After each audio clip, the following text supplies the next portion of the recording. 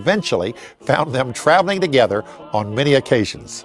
These double features were great for the fans like me because we could make one trip and see the two hottest groups in gospel music. In 1952, the Blackwood brothers and the Statesmen had a meeting, a conference together. We said, you know, we're each having good crowds, and we are both being successful, but our audiences are a little bit different, primarily. A little different style. They were a little flashier than we were. We said, if we combined, wonder what it would be like. We decided to try it out, so we rented, the Blackwood Statesmen rented Central High School in Birmingham, Alabama ourselves and promoted the concert and had a sellout. And we decided this is going to work. We formed a gospel quartet team and worked together. Then I'd say 75% of our engagements for 10 years we did together. There's a cross for everyone to bear. I had just graduated from high school in '54, and I was out driving in my car, and on the news, on the Associated Press, came the flash. A plane wreck taking the lives of two of the Blackwood brothers, and I'll never forget the emotional impact that had on me. I couldn't believe it happened. So many people, even today, still today, Bill, people tell me where they were and what they were doing when they heard that come on the radio. The young lady that Elvis Presley was dating at the time, she told me later that she and Elvis were in the car that day and they listened to the radio and driving someplace, and they came over. And he pulled over to a nearby park, and they got out and sat on the bench and wept for 30 minutes, knowing about what had happened. You were there for a concert at the airport, right?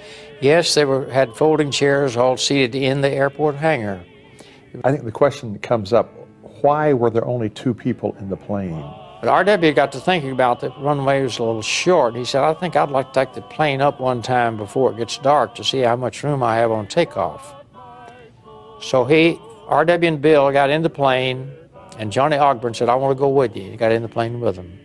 But they went up and flew around. By then, people were coming in for the concert. Statesmen were there, 200 or 300 people probably already there.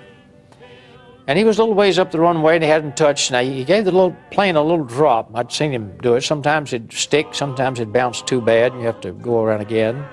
This time it bounced.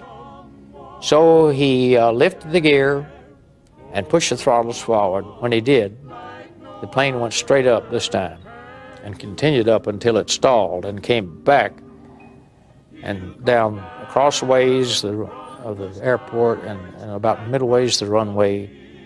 And before it hit the ground, I knew it was going to crash. I started running toward it.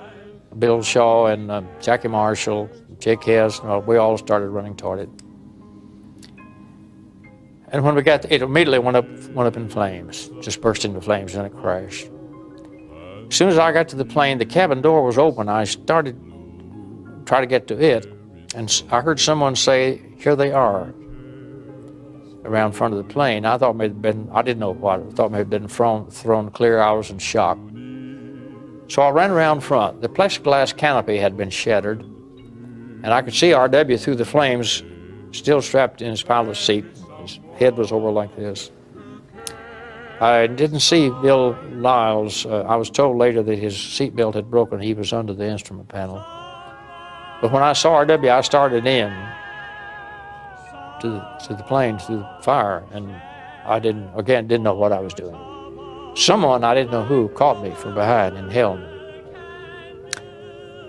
And it didn't enter my mind to ask who that was for some time. Several years later, Jake Hess said, do you know who caught you and wouldn't let you go to that plane that night? And I said, no, I really don't. He said, it was me. He said, my shins were black and blue for a month where you kicked, fought me trying to get loose, said I wouldn't turn you loose. And he carried me off the field. So Jake saved my life that night. I would have been killed if I'd gone in there. The statesman put me in their car, took me to Memphis that night. On the way, I told them I'd never sing again. I'd never sing another note. No tears in heaven, no sorrows given. But James was far from through. The group went on after the wreck. R.W.'s brother Cecil joined the group, and J.D. Sumner joined as their bass. They went on for many years, carrying on the rich Blackwood legacy. Always